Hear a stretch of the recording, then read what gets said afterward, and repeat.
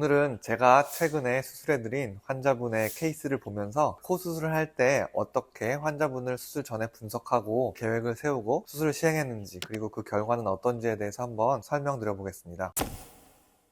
코 수술을 하는 데 있어서 어떻게 수술을 할지, 어떤 재료를 이용할지에 대해서 첫 번째로 가장 중요한 거는 환자가 어떤 형태를 원하는지입니다. 이 환자분 같은 경우에는 미연씨, 이주빈씨 이런 형태의 코가 되고 싶다. 상당히 서구적이고 화려하고 날렵한 코입니다. 코를 분석하는 데 있어서 의학적으로 매우 복잡한 여러 가지 지표들이 있겠지만, 그렇게 보실 것 없이 누구나 봐도 예쁜 코가 돼야 되는 것이 목적이니까 누가 봐도 좀 어떤 점이 아쉬운지 이런 걸 위주로 한번 설명을 드려보겠습니다. 정면에서 코를 보시면 전반적으로 코의 좌우 폭이 조금 넓다고 보일 수가 있고요. 눈썹 뼈 있는 쪽부터 코 옆 라인을 따라서 내려오는 콧대의 윤곽이 명확치가 않고 짧아 보이는 느낌을 들 수가 있습니다. 환자분께서는 예전에 필러를 콧대에 좀 맞으셨기 때문에 그 시기가 되게 오래됐다고는 말씀하시는데, 수술 전에 제가 만져보고 했을 때에는 콧대에 필러가 남아있는 상황이었습니다. 콧대가 좀 넓어 보이는 것은 필러에 의한 영향이라고 볼 수가 있고, 그리고 코끝을 봤을 때는 연골이나 피부의 어떤 두께가 수술하기에 매우 좋은 분이었습니다. 그걸 어떻게 보면 알 수 있냐면, 정면 사진을 보시면 코끝에 전 바로 아래쪽으로 약간 이렇게 어둡게 오목하게 들어간 것을 보실 수가 있는데요. 세로로 이렇게 가늘게 코끝이 갈라진 것처럼 보이는 이런 현상이 피부가 얇고 아래쪽 날개 연골이 잘 발달한 약간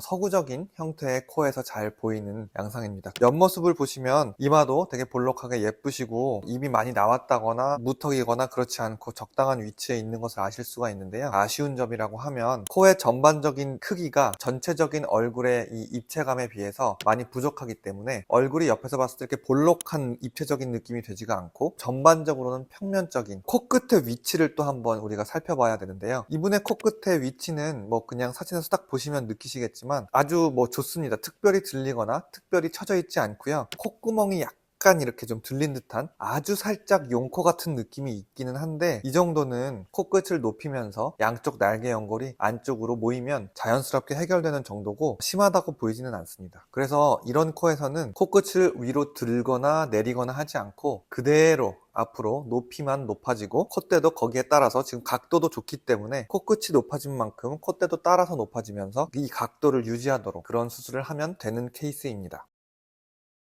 이제 그러면 재료를 생각해 봐야 될 텐데요. 제가 예전 영상에서도 여러 번 말씀드렸듯이 환자분 본인이 무엇을 원하는지 현재의 피부 상태를, 비중격 연골의 크기를 보고 결정을 하게 됩니다. 이분은 피부가 매우 부드럽고 잘 늘어나는 상태였기 때문에, 그리고 또 연골들이 잘 발달해 있는 상태였기 때문에 기증늑이나 자가늑과 같이 좀 강력한 재료를 쓸 필요는 없다고 느꼈고요. 다만 귀연골만으로 결과를 내기에는 환자분의 코가 높아지는 과정에서 위쪽으로 들릴 수 있는 가능성이 있고, 그리고 환자분이 조금 어느 정도는 너무 자연스럽지 않은 형태의 코를 원하셨기 때문에 비중격 연골과 귀연골로 코끝을 높이려고 계획을 했습니다. 수술 들어가기 직전에 콧대에 있는 필러를 녹이고 수술을 시행을 하였고요. 귀연골을 1cm 조금 넘는 정도 크기로 아래쪽 오목한 곳에서 하나 뗐습니다. 기둥을 귀연골로 세울 때에는 이 위쪽에 있는 연골을 하나 더 떼게 되는데, 이분은 기둥을 비중격 연골로 세우려고 계획을 했기 때문에 귀연골은 하나만 뗐습니다.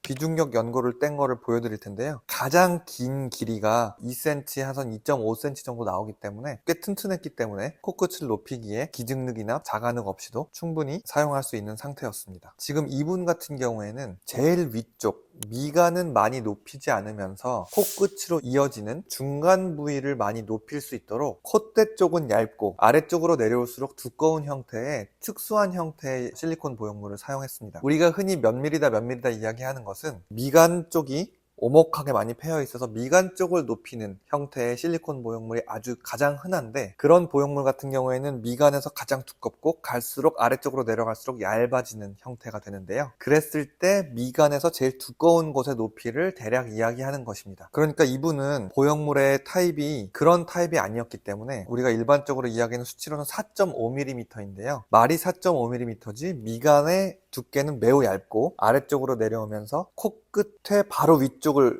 많이 채워주는 그런 형태의 실리콘 보형물을 사용했습니다.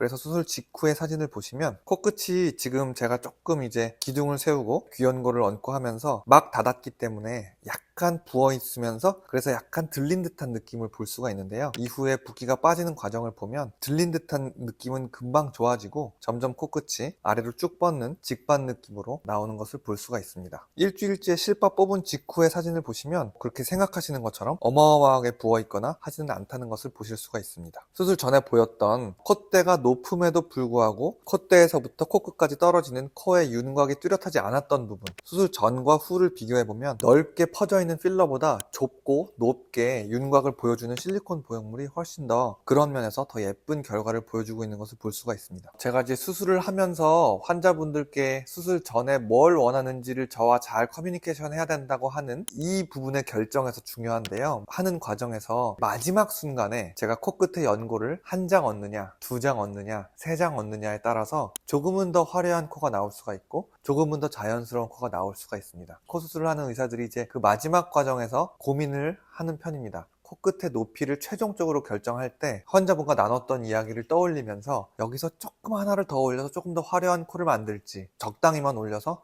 조금 자연스러운 모습을 만들지, 또는 코끝에 있는 연골의 크기를 좀 작게 하거나 좀 크게 해서 피부가 두꺼운 경우에는 연골의 크기를 작게 되면 조금 더 날렵한 형태를 만들 수가 있고요. 또 피부가 얇으신 경우에는 코끝의 연골을 너무 작게 되면 너무 뾰족한 느낌이 될 수 있기 때문에 귀 연골을 좀 크게 돼서 코끝의 모양이 날렵하면서도 너무 뾰족하지는 않게 볼륨감이 있도록 이렇게 만듭니다. 이 환자분 같은 경우에는 사진 보여주셨던 것들, 이런 것들을 토대로 해서 귀연골을 두 장을 얹었습니다. 최종적으로 코끝이 상당히 이제 날렵하게 살아 있으면서 콧대로부터 이제 직반보선으로 이어지는 이런 라인을 만들었습니다.